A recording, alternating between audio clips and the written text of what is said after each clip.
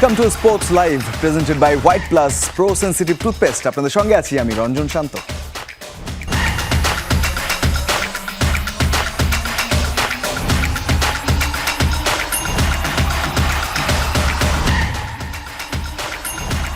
কাল থেকে শুরু হচ্ছে বাংলাদেশ নিউজিল্যান্ড 3 ম্যাচের ওয়ানডে সিরিজ। মিরপুর শেরেই বাংলা স্টেডিয়ামে ম্যাচটি শুরু হবে সকাল 11টায়। সবশেষ 2 সিরিজের ধারাবাহিকতায় এই সিরিজটি জিততে চান টাইগার দলপতি মেহেদী হাসান মিরাজ। নিয়মিত স্কোয়াডে 10 ক্রিকেটার না থাকলেও সিরিজ জয় সম্ভব বলছেন কিউই অধিনায়ক টম ল্যাথাম। দৃষ্টিনন্দন রূপালী এই ট্রফিটা হাতে নিয়ে হাস্যোজ্জ্বল বাংলাদেশ অধিনায়ক মেহেদী হাসান মিরাজ আর নিউজিল্যান্ড দলপতি টম ল্যাথাম। তবে 3 ম্যাচের সিরিজ শেষে নিশ্চিতভাবেই এই 2 অধিনায়কই এককভাবে ট্রফিটা নিজের করে পেতে চান। ঘরের মাঠের ম্যাচ আর পূর্ণ শক্তির স্কোয়াড, এই 2 মানদণ্ডে ব্ল্যাক ক্যাপদের বিপক্ষে সিরিজে বাংলাদেশকে এগিয়ে রাখা যেতেই পারে। তবে আপনি জানেন কি আইসিসির ওয়ানডে র্যাঙ্কিংয়ে নিউজিল্যান্ডের অবস্থান কত? উত্তরটা 2, অর্থাৎ 9 আর 2 নম্বর দলের এক অসম লড়াই বলতেই পারেন। সে হিসেবে বাংলাদেশের বিপক্ষে তো ফেভারিট নিউজিল্যান্ড। তবে ওয়ানডে ফরম্যাটের জীর্ণ ফর্মটা কাটিয়ে উঠছে বাংলাদেশ। সবশেষ 2 সিরিজে মিরাজের দল হারিয়েছে ওয়েস্ট ইন্ডিজ আর পাকিস্তানকে। সেই ধারাবাহিকতা বজায় রেখে ব্ল্যাক ক্যাপদের বিপক্ষে সিরিজেও জয় চায় স্বাগতিকরা। দারুণ ছন্দে বাংলাদেশের বোলিং ডিপার্টমেন্ট, বিশেষ করে পেসাররা। সেই সাথে নিউজিল্যান্ডকে হারাতে মিরাজ আর রিশাদের স্পিনও হতে পারে টনিক। পার্ট টাইমার হিসেবে সাইফ হৃদয়রা বোলিং করলেও অবাক হবার কিছুই থাকবে না। আমার কাছে তো মনে হয় যে আমার টিমটা এখন খুব ভালো একটা শেপে আছে এবং বন্ডিংটা খুবই ভালো আছে এবং লাস্ট 2টা সিরিজ তার উদাহরণ। আমার কাছে মনে হয় না ওই রকম বেশি গ্যাপ আছে। আর যেহেতু একটা জায়গায় আমরা ওয়ারিড ছিলাম ব্যাটসম্যানরা রান করতে পারছে না, বাট এখন সবাই খুব ভালো শেপে আছে এবং সবাই রান করছে, এটাও একটা টিমের জন্য অনেক পজিটিভ দিক। সরাসরি 2027 বিশ্বকাপ খেলতে হলে 9 নম্বরে থাকতে হবে বাংলাদেশকে, কিন্তু বিসিবি চায় আরও উপরে যেতে। সেই লক্ষ্য পূরণে কি স্পিনে দুর্বল নিউজিল্যান্ডের বিপক্ষে টার্নিং পিচ করবে স্বাগতিকরা?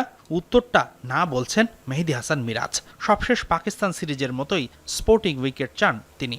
তবে পুরো ম্যাচ দিনের আলোতে হওয়ায় এবার উইকেটের চরিত্রে কিছুটা বদল আসতে পারে। সর্বোপরি বিশ্বকাপের কথা মাথায় রেখে সেরা প্রস্তুতি নিতে চায় বাংলাদেশ। অতীতের মতো ফেক কনফিডেন্স নিয়ে আইসিসি ইভেন্টে যেতে চান না মিরাজ। পাকিস্তান সিরিজে আমরা খুব ভালো উইকেট খেলেছি এবং আমরা চেষ্টা করব এই সিরিজটাও ভালো উইকেটে খেলার জন্য। আমরা এই সিরিজগুলোতে যদি কনফিডেন্ট গেইন করতে পারি তাহলে আমাদের বিশ্বকাপে একটা ভালো প্রিপারেশন হবে। বিগত দিনে এর আগে অনেকবার এরকম হয়েছে। সো আমার কাছে মনে হয় 23-এর বিশ্বকাপের আগে কিন্তু আমাদের সিরিজগুলো আমরা অনেক ম্যাচ জিতেছিলাম, কনফিডেন্ট ছিলাম, বাট ওয়ার্ল্ড কাপে যে আমরা ভালো করতে পারিনি।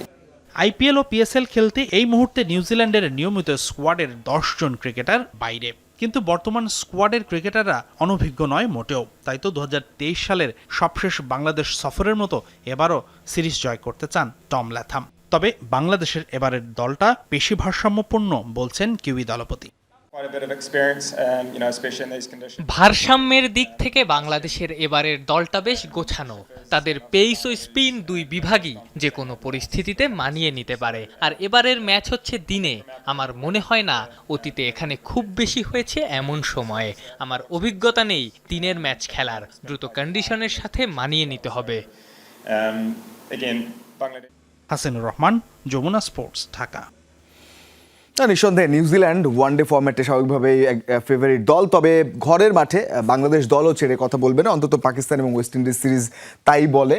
সঙ্গে কন্ডিশনটা একটু চেঞ্জ হয়েছে, 11টায় ম্যাচ অর্থাৎ দিনের বেলা হবে। সেই সঙ্গে উইকেটটা কী ধরনের আচরণ করে সেটাও একটা পার্থক্যের বিষয়। অর্থাৎ কিউইরা এর আগে যখন খেলে গেছেন, তাছাড়া এখন হয়তো উইকেটটা একটু ভিন্ন আচরণও করতে পারে। এবং একই সঙ্গে নিউজিল্যান্ড টিমের কথা শুনছিলাম আমরা যে খুব বেশি শক্তিশালী দল নিয়ে বা পূর্ণাঙ্গ দল নিয়ে কিন্তু তারা আসেনি। সব মিলে একটা জমজমাট লড়াই হবে সেটাই প্রত্যাশা। তবে ঢাকা প্রিমিয়ার লিগে কি হচ্ছে? ঢাকা প্রিমিয়ার লিগে দল চালানোর জন্য এক একটা ক্লাবকে 25 লক্ষ টাকা করে দিচ্ছে বিসিবি। তবুও অধিকাংশ ক্রিকেটারদেরই 1 থেকে 2 লক্ষ টাকা অফার করছে দলগুলো, নামমাত্র মূল্যে খেলবেন না বলে। অনেকের এখনও দলও কনফার্ম হয়নি। এর কারণ এবারের লিগে রেলিগেশন ও সুপার লিগ কোনোটাই নেই। এমনকি এক ক্লাবের কোচ বানিয়ে দিচ্ছেন অন্য ক্লাবের দল, এমন ঘটনাও ঘটছে। ঢাকা লিগের এই দুরবস্থা নিয়ে আফনান পিয়ালের রিপোর্ট। অনেকের কাছেই এটা সামান্য একটা কাগজের টুকরো, কিন্তু ঢাকা লিগের ক্রিকেটারদের কাছে এই কাগজের টুকরোটাই অমূল্য। কারণ একটা দুইটা ক্লাব বাদে অধিকাংশ ক্লাবই তাদের ক্রিকেটারদের সাইন করায় এরকম একটা টুকরো কাগজে। এই কাগজে ক্রিকেটারদের সাইন নেওয়া হয়, তারপর তাদের সাইনিং মানি দেওয়া হয়। ভাবা যায় বাংলাদেশের সর্বোচ্চ মানের লিস্টে টুর্নামেন্টের এমন দশার শেষ এখানেই না। হাতে গোনা ৩-৪টা ক্লাব বাদ দিলে বাদবাকি সবাই অধিকাংশ ক্রিকেটারদের ১ থেকে ২ লক্ষ টাকা অফার করছে চলতি সিজনে, যেখানে চলতি আসরের ঢাকা প্রিমিয়ার লিগে দল চালানোর জন্য এক একটা ক্লাবকে ২৫ লক্ষ টাকা করে দিচ্ছে বিসিবি, যা গত আসরের ডাবল। ক্লাবগুলোর লক্ষ্য একটাই, বিসিবির বরাদ্দের মধ্যেই দল গুছিয়ে নেয়া। এমনকি জাতীয় দলের অনেক ক্রিকেটারও এই তালিকায় আছেন। এরকম নামমাত্র মূল্যে খেলবেন না বলে অনেকের এখনো দলও কনফার্ম হয়নি। প্রশ্ন উঠতে পারে, কেন ক্লাবগুলো এমন করছে? কারণ হচ্ছে এবারে ঢাকা প্রিমিয়ার লিগে রেলিগেশন নাই, সুপার লিগও নাই। রেলিগেশন না থাকায় যেটা হচ্ছে, কোনো দলই প্রথম বিভাগে নেমে যাবে না। ফলে কোনো দলই ঠিক সেভাবে চাচ্ছে না ভালো টাকা খরচ করতে, ভালো দল করতে। আর সুপার লিগ অলওয়েজই একটা ভালো অ্যাচিভমেন্ট, এবং সুপার লিগ না থাকায় যেটা হয়েছে, প্রতিবার সুপার লিগ থাকায় দলগুলো সুপার লিগে ওঠে, ভালো স্পন্সর পাওয়ার সুযোগ থাকে। সেই সুযোগ থেকে যেহেতু তারা বঞ্চিত হচ্ছেন, তাই তারা ভালো দল গড়তেও আশাবাদী হচ্ছেন না, ভালো দল গড়তে তারা উৎসাহিত হচ্ছেন না। দল গড়ার ক্ষেত্রেও নানাবিধ সমালোচনা আছে। নির্দিষ্ট কিছু ক্রিকেটার ঘুরে ফিরে একই সাথে খেলেন, কিন্তু ক্লাব বদলে যায়। শোনা যায় অফিসিয়ালরা যখন কোনো ক্রিকেটারকে দল গড়তে দায়িত্ব দেন, তারা তাদের পছন্দের ক্রিকেটারকে সেই দলে ভেড়ান। শুধু এখানেই শেষ না, একটা দলের কোচ অন্য একটা দল বানিয়ে দিচ্ছেন, এমন ঘটনাও কিন্তু প্রিমিয়ার লিগে ঘটে, সেটা নিয়মিতই। এবারই যেমন দিন দুয়েক আগে আবাহনীর ম্যানেজার ক্লেইম করেছেন একটা গণমাধ্যমের লাইভ শোয়ে যে আবাহনীর বর্তমান কোচ হান্নান সরকার, যার কিনা কিছুদিন আগেও করার কথা ছিল লিজেন্ডস অফ রূপগঞ্জের হেড কোচের দায়িত্ব, তিনি যখন লিজেন্ডস অফ রূপগঞ্জের হেড কোচের দায়িত্বে ছিলেন তখনও আবাহনীর টিম বানিয়ে দিয়েছেন। আবার অন্য একটা দলের হেড কোচ, যিনি কিনা বাংলাদেশ ন্যাশনাল টিমের কাছাকাছি বিভিন্ন দলের হেভিওয়েট একজন হেড কোচ, তিনি একই সাথে সিটি ক্লাবের দলও বানিয়ে দিচ্ছিলেন। নিঃসন্দেহে এটা কনফ্লিক্ট অফ ইন্টারেস্টের বড় একটা উদাহরণ। এছাড়া বরাবরই প্রিমিয়ার লিগের পেমেন্ট নিয়ে হয় গড়িমসি। প্লেয়ার্স পেমেন্টের কাগজপত্র থাকে না অনেকেরই। শোনা যায় অনেক খেলোয়াড়ই কাগজপত্র করতে চান না, পেমেন্ট নিতে চান ক্যাশে। ফলে তৈরি হয় জটিলতা। এমনকি বড় প্লেয়াররা বাদে বাকিরা হন আন্ডারপেইড। প্রশ্ন হচ্ছে, সমাধান কি? ক্রিকেট সংশ্লিষ্টদের অনেকের বিশ্বাস প্লেয়ার্স বাই চয়েস পদ্ধতি কাটাতে পারে এমন জটিলতা। আফনান পিয়াল, যমুনা স্পোর্টস, ঢাকা। অর্থাৎ তামিম ইকবালের নতুন বোর্ড ঢাকা প্রিমিয়ার লিগ শুরুর বার্তা দিলেও জটিলতা অনেক আছে, বিষয়টা এতটা স্মুথ নয়, সেটাই বলার চেষ্টা করছিলেন আফনান পিয়াল। এদিকে সামাজিক যোগাযোগ মাধ্যমে স্ট্যাটাস দিয়ে অবসরের ঘোষণা দিয়েছেন পেসার রুবেল হোসেন, যার মাধ্যমে আরও একজন জাতীয় দলের তারকা ক্রিকেটারের অবসরটা হলো মেরে অসম্মানের। তবে বিসিবির নতুন সভাপতি তামিম ইকবাল ক্রিকেট বান্ধব, নিশ্চিতভাবেই সাবেক সতীর্থ ও বন্ধু রুবেলের জন্য ফেয়ারওয়েল অনুষ্ঠান আয়োজনের কথা ভাবতেই পারে বিসিবি বস। শুক্রবার সকালে শুরু হচ্ছে নিউজিল্যান্ড বাংলাদেশ ওয়ানডে সিরিজ। প্রথম ম্যাচে মিরপুরের এই হোম অফ ক্রিকেটে মুখোমুখি হবে দুই দল। তবে সেই সিরিজ শুরুর আগে আপনাদের একটু টাইম ট্রাভেল করে অতীতে ফিরে নেওয়া যাক। 29 অক্টোবর 2013, ঠিক একইভাবে মিরপুরের হোম অফ ক্রিকেটে সিরিজের প্রথম ওয়ানডেতে মুখোমুখি হয়েছিল বাংলাদেশ আর নিউজিল্যান্ড। যে ম্যাচে বাংলাদেশের এক পেসার করেছিলেন হ্যাট্রিক। পরপর 3 বলে তিনি আউট করেছিলেন কোরি অ্যান্ডারসন, ব্র্যান্ডন ম্যাকুলাম আর জেমস নিশামকে। শুধু তাই নয়, তিনি 26 রান দিয়ে 6 উইকেট নিয়ে হয়েছিলেন ম্যাচ সেরা। বলছি বাংলাদেশের সাবেক স্পিড স্টার রুবেল হোসেনের সেই স্পেলটির কথা। রুবেলের অনবদ্য পারফরমেন্সের সেই সিরিজে বাংলাদেশ বাংলা ওয়াশ করেছিল নিউজিল্যান্ডকে। যারা বাংলাদেশের ক্রিকেটকে নিবিড়ভাবে ফলো করেন, পর্যবেক্ষণ করেন, তাদের কাছে এই ছবিটা বেশ পরিচিত হওয়ার কথা। 2015 আইসিসি ওডিআই ওয়ার্ল্ড কাপ, অস্ট্রেলিয়ার অ্যাডিলেডে দারুণ এক ডেলিভারিতে অ্যান্ডারসনকে বোল্ড করেন রুবেল হোসেন। রুবেল যে ম্যাচে নিয়েছিলেন 4 উইকেট, ইংল্যান্ডকে হারিয়ে বাংলাদেশ পৌঁছেছিল বিশ্বকাপের কোয়ার্টার ফাইনালে, যা বাংলাদেশের ক্রিকেট ইতিহাসের সবচেয়ে সেরা সাফল্য। বাংলাদেশের ক্রিকেটের একটা কালো দিক আছে, যেই সমস্যা সম্বন্ধে সংশ্লিষ্ট সবাই ওয়াকিবহাল, কিন্তু কেউই নেয় না কার্যকারী কোনো পদক্ষেপ। আর সেটা হলো বাংলাদেশের আন্তর্জাতিক ক্রিকেটারদের বিদায় হয় না সম্মানের সহিত, যার সবশেষ উদাহরণ রুবেল হোসেন। সামাজিক যোগাযোগ মাধ্যমে স্ট্যাটাস দিয়ে ক্রিকেট থেকে বিদায় নিয়েছেন রুবেল। তবে বিসিবির নয়া সভাপতি এখন তামিম ইকবাল। ক্রিকেটারদের জন্য নিবেদিত প্রাণ তামিম এবার ব্যতিক্রম কিছু উদাহরণ সৃষ্টি করবেন, সেটা তো আশা করাই যায়। যেই নিউজিল্যান্ডের বিপক্ষে এত রেকর্ড আছে রুবেল হোসেনের, সেই নিউজিল্যান্ডের বিপক্ষে সিরিজের যে কোনো একটা ম্যাচে ক্রেস্ট দিয়ে বা কোনো আড়ম্বর আয়োজন করে রুবেলকে বিদায় দেয়া যায় নাকি? হাসিনুর রহমান, যমুনা স্পোর্টস, মিরপুর শেরেবাংলা জাতীয় ক্রিকেট স্টেডিয়াম, ঢাকা। যেতে চাই ফুটবল প্রসঙ্গে। নারী সাফ চ্যাম্পিয়নশিপের শ্রেষ্ঠত্ব ধরে রাখার মিশনে 23 এপ্রিল থেকে চট্টগ্রামে শুরু হচ্ছে ক্যাম্প। 10 দিনের ক্যাম্প শেষে থাইল্যান্ড অথবা চীনে কন্ডিশনিং ক্যাম্পের পাশাপাশি 2টি প্রস্তুতি ম্যাচ খেলার কথা জানান বাফুফের সহসভাপতি ফাহাদ করিম। সাফে কোনো প্রবাসী ফুটবলারের যুক্ত হওয়ার সম্ভাবনা না থাকলেও এশিয়ান গেমসে আনিকা সিদ্দিকী সহ দেখা যেতে পারে আরও 2 জনকে। এদিকে পুরুষ দলে হেড কোচ পদের জন্য হাই প্রোফাইল সহ 250-র উপর আবেদন পড়েছে বলে জানান ফাহাদ করিম। দক্ষিণ এশিয়ার নারী ফুটবলে দাপট ধরে রাখার মিশন আফিদা ঋতুপর্ণাদের সামনে। টানা 2বারের চ্যাম্পিয়ন বাংলাদেশের সামনে এবার হাতছানি হ্যাট্রিক শিরোপা জয়ের। সেই লক্ষ্যে 23 এপ্রিল চট্টগ্রামের কোরিয়ান ইপিজেডে শুরু হচ্ছে 10 দিনের ক্যাম্প। এরপর থাইল্যান্ড অথবা চীনে কন্ডিশনিং ক্যাম্পের পরিকল্পনা বাফুফের। টপ টায়ার লিগের সাথে একটি খেলা আর টায়ার 2 লিগের সাথে একটি খেলা, দুটো টিমের সাথে খেলা, আপনার থাইল্যান্ড এবং চায়না 2 জায়গায়, যেখানে আমাদের ফাইনালি হয়। সো ওইটা প্ল্যানটা হচ্ছে ওখানে 2 সপ্তাহ ক্যাম্প প্লাস 2টো খেলা খেলে সেখান থেকে সরাসরি ভারতে চলে যাবে 21-22 তারিখের দিকে। কাতারে 3 জাতি টুর্নামেন্ট খেলার কথা থাকলেও সাফের কারণে শেষ পর্যন্ত তা হচ্ছে না লাল সবুজদের। এই টুর্নামেন্টে প্রবাসী ফুটবলারদের অন্তর্ভুক্তির সম্ভাবনা না থাকলেও এশিয়ান গেমসে আনিকা সিদ্দিকী সহ 3 ফুটবলার যোগ দিতে পারেন বলে জানান বাফুফের সহসভাপতি ফাহাদ করিম। ইউকেতে আমরা একজন প্লেয়ারের সাথে কথা বলছি যারা আমাদেরকে সম্মতি দিয়েছেন। গোয়িং ফরওয়ার্ড আমাদের আপনি জানেন যে জাপানে এবার আমাদের এশিয়ান গেমস হবে, তো ওইটাকে আমরা মাথায় রাখছি। সো উই আর হোপিং যে অ্যাটলিস্ট আনিকার ইন এডিশন টু আনিকা আরেকজন অরিজিনাল প্লেয়ার আসবে ইনশাল্লাহ। এটা আমরা উই আর ভেরি হোপফুল, আমরা ওটাকে মাথায় রেখেই কাজ করছি। গুঞ্জন রয়েছে নারী দলের হেড কোচ পিটার বাটলারের পুরুষ দলে যোগ দেওয়ার ইচ্ছার খবর। তবে নারী দলের সাথে চুক্তি থাকায় সেই সম্ভাবনা দেখছেন না ফাহাদ করিম। এরই মধ্যে পুরুষ দলের হেড কোচের পদে 250-র বেশি আবেদন পড়েছে বলে জানান তিনি।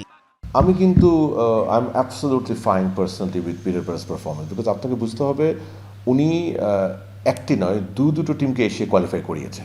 এটা কিন্তু অনেক বড় অর্জন। সো রেজাল্ট অ্যাবসলিউটলি আমরা হয়তো আশা করতাম একটু বেটার হতো, that's a different thing, but the fact that উনি ওখানে নিয়ে গিয়েছে আমার মনে হয় এর বাড়তে আমার অ্যাটলিস্ট চাওয়ার কিছু নাই।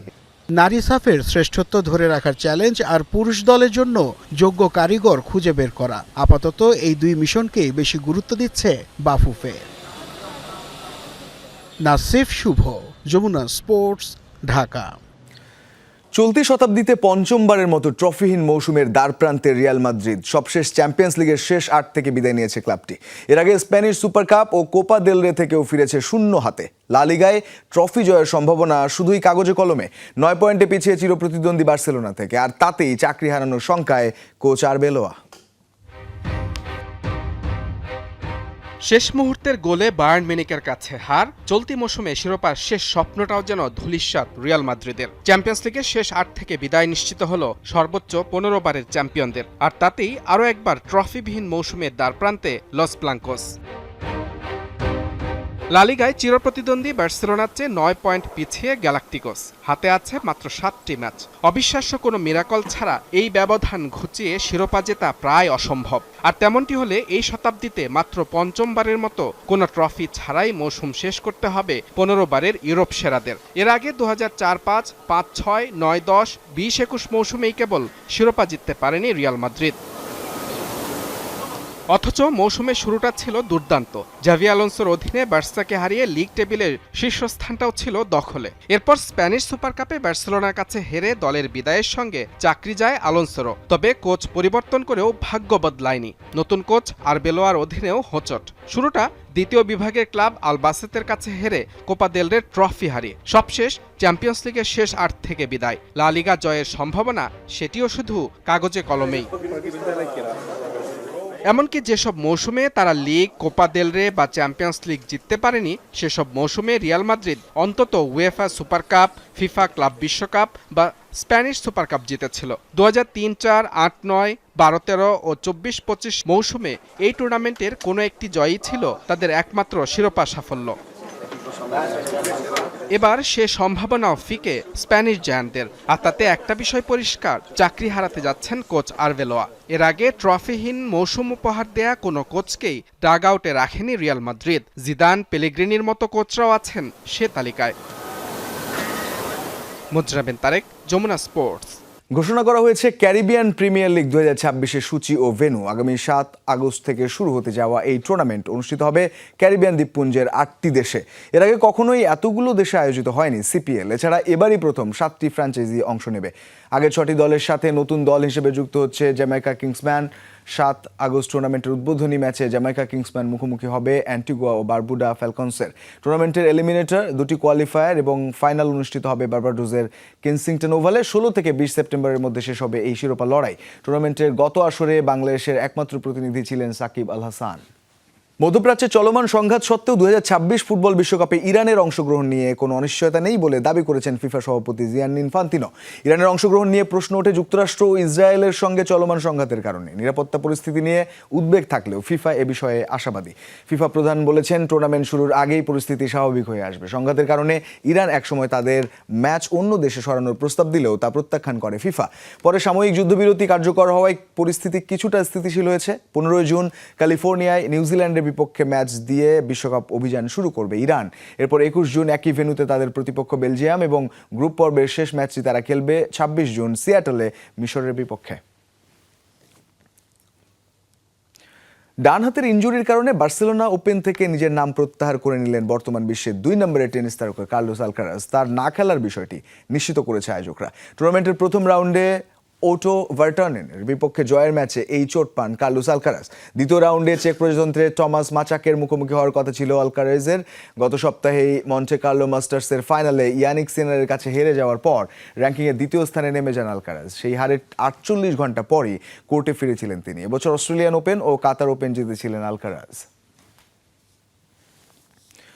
ইউরোপিয়ান গোল্ডেন বুট জয়ের পেছনে আরও এগিয়ে গেলেন বায়ার্ন মিউনিখের ইংলিশ তারকা হ্যারি কেইন। ইউরোপের শীর্ষ 5 লিগের দলগুলোর মধ্যে চলতি মৌসুমের সব প্রতিযোগিতা মিলিয়ে সবচেয়ে বেশি গোল করেছেন হ্যারি কেইন।